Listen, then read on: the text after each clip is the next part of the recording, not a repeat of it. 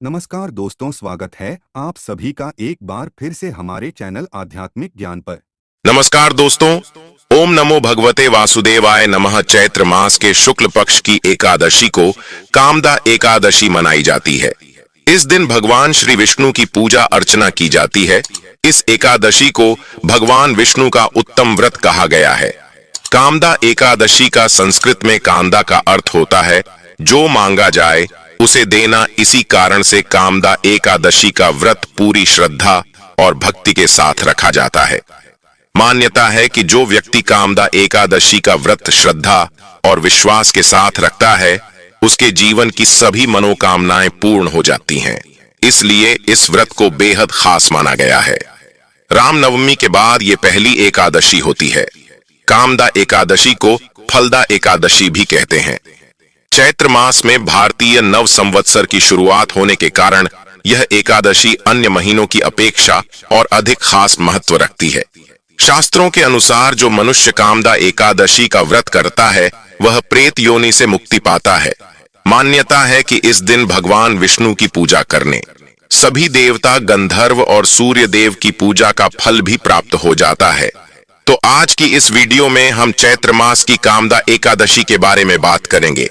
आज हम आपका कंफ्यूजन दूर करेंगे कि आपको कामदा एकादशी व्रत कब रखना है, 18 अप्रैल या फिर 19 अप्रैल को। लेकिन वीडियो को पूरा देखिएगा तभी आपकी कंफ्यूजन दूर होगी। तो आज की वीडियो में हम जानेंगे कि कामदा एकादशी इतनी महत्वपूर्ण क्यों है और जानते हैं चैत्र शुक्ल पक्ष वर्ष 2024 एकादशी व्रत के शुभ मुहूर्त के बारे में, व्रत के नियमों के बारे में, पूजन विधि के बारे में, इस व्रत में क्या खाना चाहिए, क्या नहीं खाना चाहिए, व्रत का पारणा यानी कि व्रत कब खोले, व्रत खोलने का शुभ मुहूर्त कब से कब तक है, व्रत का पारण किस वस्तु के सेवन से करना चाहिए, एकादशी और द्वादशी तिथि कब से कब तक है, पूजा का शुभ समय क्या है, राहु काल का समय क्या है, व्रत का पारण किस दिन करेंगे और किस चीज से करें, हरिवासर कब से कब तक है। साथ ही आप जानेंगे पूजा विधि के बारे में और आप सुनेंगे कामदा एकादशी की व्रत कथा। सारी बातें आज की इस वीडियो में जानेंगे, तो आप अंत तक वीडियो में बने रहे। नमस्कार दोस्तों, स्वागत है आप सभी का एक बार फिर से आपके पसंदीदा चैनल हिंदू रिलीजियस टेल्स में। दोस्तों, वीडियो शुरू करने से पहले एक बार पूरी श्रद्धा के साथ कमेंट सेक्शन में लिखें, जय श्री हरि विष्णु। भगवान हरि की कृपा आप पर सदैव बनी रहेगी और वीडियो को लाइक करके चैनल को सब्सक्राइब अवश्य कर लें।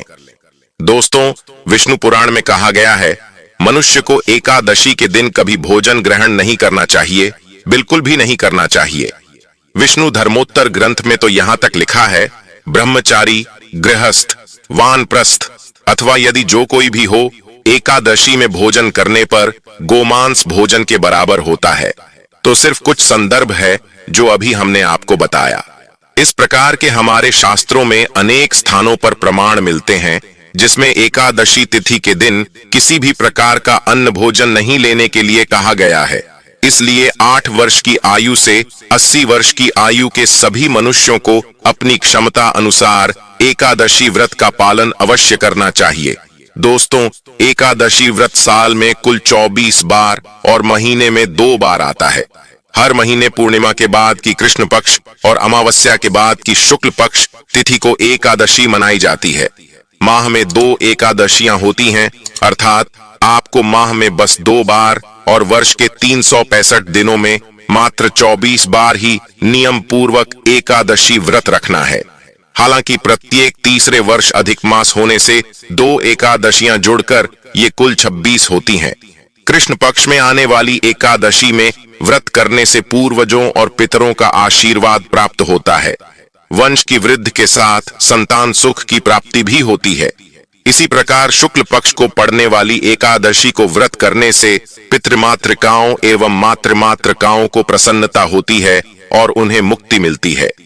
पुराणों के अनुसार जो व्यक्ति एकादशी करता रहता है वह जीवन में कभी भी संकटों से नहीं घिरता और उसके जीवन में धन और समृद्धि बनी रहती है।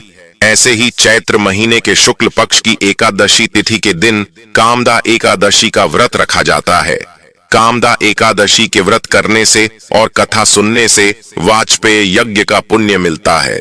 इस दिन व्रत रखा जाता है और भगवान विष्णु की वासुदेव रूप का पूजन किया जाता है। इस व्रत में भगवान की पूजा और श्रद्धा अनुसार अन्नदान करने के बाद कथा सुननी चाहिए।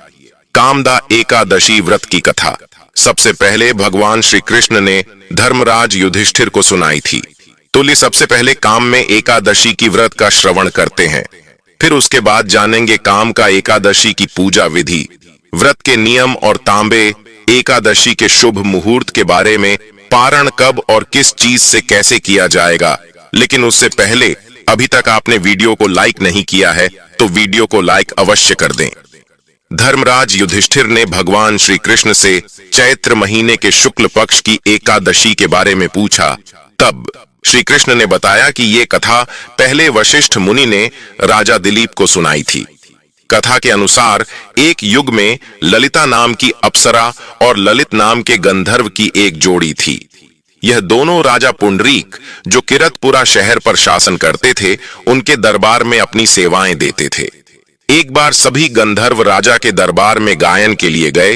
ललित नाम का गंधर्व भी उनके साथ गया, लेकिन उस समय ललिता दरबार में प्रस्तुत नहीं थी और इस तरह ललित अपनी पत्नी ललिता के विचारों में खो गया। अपनी पत्नी को याद करने के कारण उसके तालमेल पर इसका बुरा असर पड़ा और वह अच्छा प्रदर्शन नहीं कर पाया। यह सब एक नाग ने देख लिया, जिसने तब राजा को इस बारे में सूचित कर दिया। यह सुनकर राजा आग बबूला हो गया और उसने ललित को एक बदसूरत दानव में बदलने के लिए श्राप दे दिया, ताकि ललिता उसे और उसके प्यार को त्याग दें। श्राप के प्रभाव से ललित तुरंत ही एक भयानक दिखने वाले दानव में बदल गया। जब ललिता को यह सब पता चला, वह बहुत उदास और दुखी हो गई। दोनों एक समाधान प्राप्त करने के लिए जगह जगह भटकने लगे। भटकते भटकते हुए दोनों एक दिन विंध्याचल पर्वत पर पहुंचे, जहां उन्होंने ऋषि श्रृंगी का आश्रम देखा। ललिता ने आर्षि से मदद और मार्गदर्शन मांगा था कि ललित को उसके अभिशाप से मुक्ति मिल सके। इसके लिए ऋषि श्रृंगी ने उन्हें चैत्र मास के शुक्ल पक्ष की कामदा एकादशी का व्रत रखने की सलाह दी, जो कि सभी कामनाओं को पूर्ण करने वाली और सभी प्रकार के श्रापों का, पापों का नाश करने वाली एकादशी है। ललिता ने विधि विधान से श्रद्धा और विश्वास के साथ इस व्रत का पालन किया। विधि विधान से भगवान विष्णु का पूजन कर इस व्रत का आशीर्वाद अपने पति को प्रदान करने और उसे श्राप से मुक्त होने की प्रार्थना की। उसने एकादशी की रात जागरण करके द्वादशी को विधि विधान से ब्राह्मणों को भोजन कराने के बाद अपने व्रत का पारणा किया। कामदा एकादशी व्रत के प्रभाव से ललित को उसके श्राप से मुक्ति मिल गई और उसे अपना असली रूप पुनः प्राप्त हो गया। इसके बाद से भक्त अपनी सभी इच्छाओं को पूर्ण करने के लिए कामदा एकादशी का व्रत रखने लगे। इस दिन किए गए उपवास से सभी पाप नष्ट हो जाते हैं।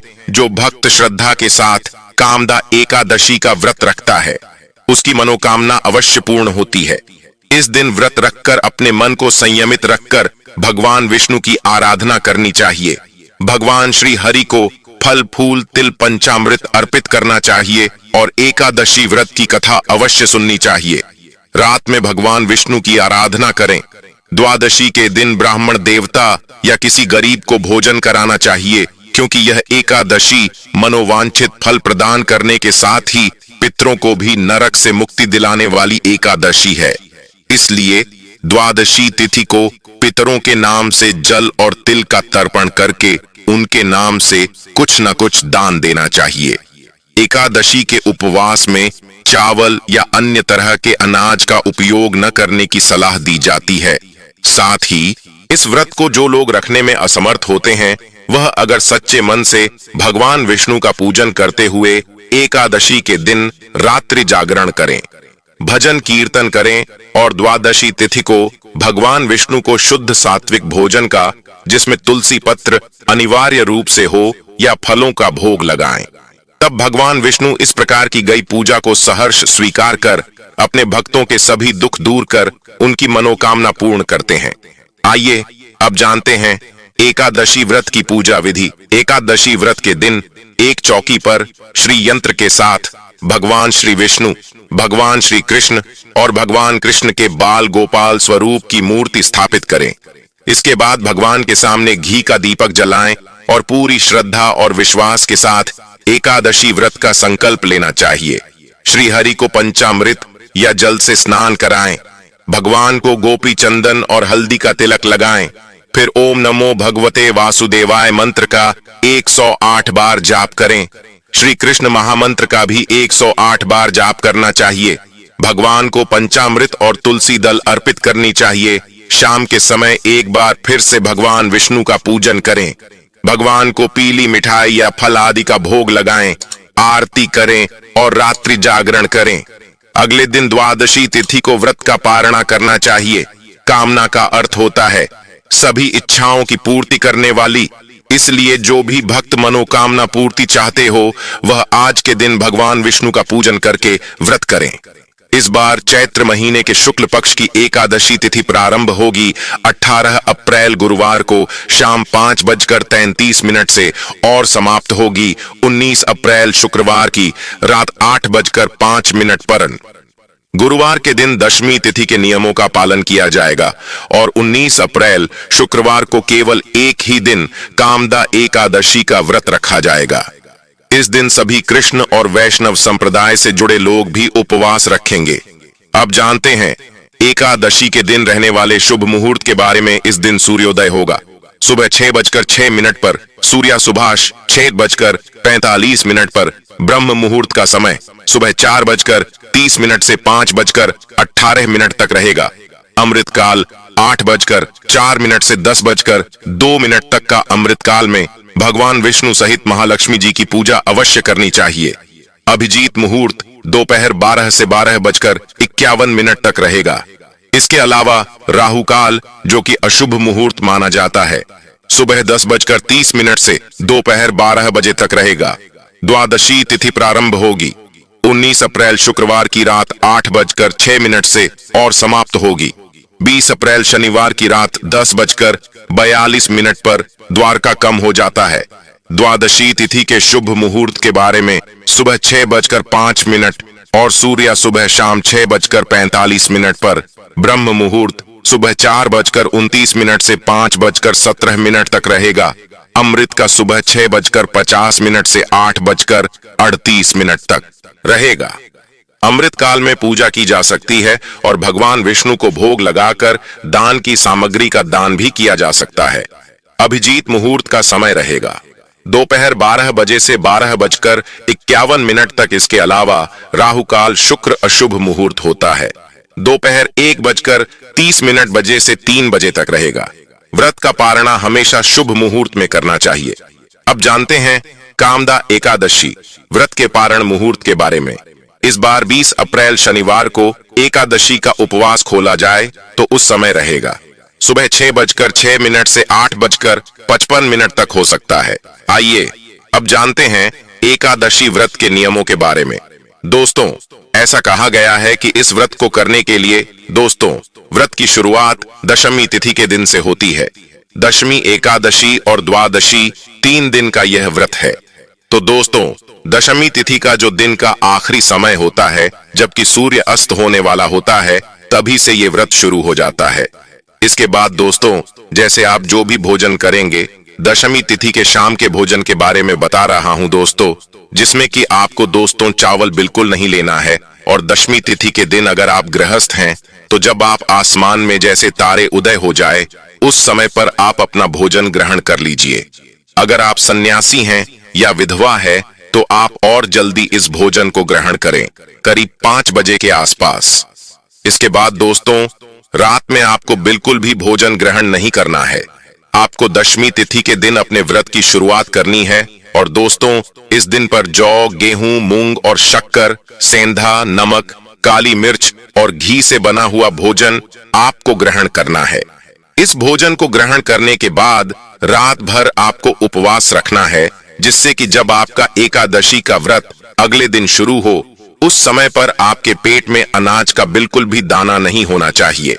इस व्रत को महापुण्य फलदायी बताया गया है। व्रत के नियम थोड़े से कठोर हैं। ऐसा कहा जाता है दोस्तों अगर आप एकादशी का व्रत निर्जला रखते हैं तो आपको कई गुना उसका फल प्राप्त होता है। अगर आप दोस्तों निर्जला उपवास नहीं रख सकते तो फलाहार करके उपवास रखते हैं, यानी फल जिसमें कि दोस्तों बताया गया है आम, केला, अंगूर, बादाम, पिस्ता, इन्हें अमृतदायी फल बताया गया है। इन फलों को खाकर आप इस उपवास को रख सकते हैं। एक समय दोस्तों शाम के समय आप नमकीन फलाहार भी कर सकते हैं। अगर आपका शरीर साथ नहीं देता, जिसमें कि आप सिंघाड़े के आटे की पूरी आलू के साथ बना सकते हैं। जो भी सिंपल फलाहार है वह करिएगा। समा का चावल और मूंगफली मत खाइएगा, ये मैं खाने के लिए मना कर रहा हूँ। आलू वगैरह खाकर उपवास को करिए।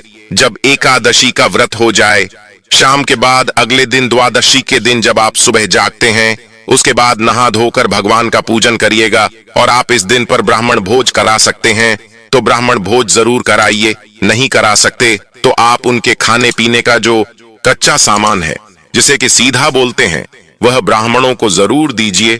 और मान्यताओं के अनुसार हरिवासर के समय व्रत नहीं खोला जाता है। हमेशा हरिवासर का समय बीतने के बाद और सूर्योदय के बाद ही व्रत खोलना चाहिए। दोस्तों, अगर आपके पास उस समय पर कोई भी भोजन नहीं है तो आप केवल पानी या जल पीकर इस व्रत का पारण भी कर सकते हैं। उम्मीद करते हैं आपको यह जानकारी पसंद आई होगी। पसंद आई हो तो वीडियो को लाइक अवश्य कर दें। और दोस्तों, एकादशी व्रत कब से शुरू करना चाहिए, एकादशी व्रत का उद्यापन कब और कैसे करें, इन सब की जानकारी भी आपको हमारे चैनल पर मिल जाएगी। आप हमारे चैनल पर जाकर यह वीडियो देख सकते हैं और सभी प्रकार की तीज त्योहार से संबंधित जानकारी के लिए, कथाओं के लिए हमारे चैनल को सब्सक्राइब अवश्य कर लें। बेल आइकन का बटन दबाना बिल्कुल भी ना भूलें। मिलते हैं अपने अगले वीडियो में। जय श्री कृष्णा, राधे राधे, जय श्री राम।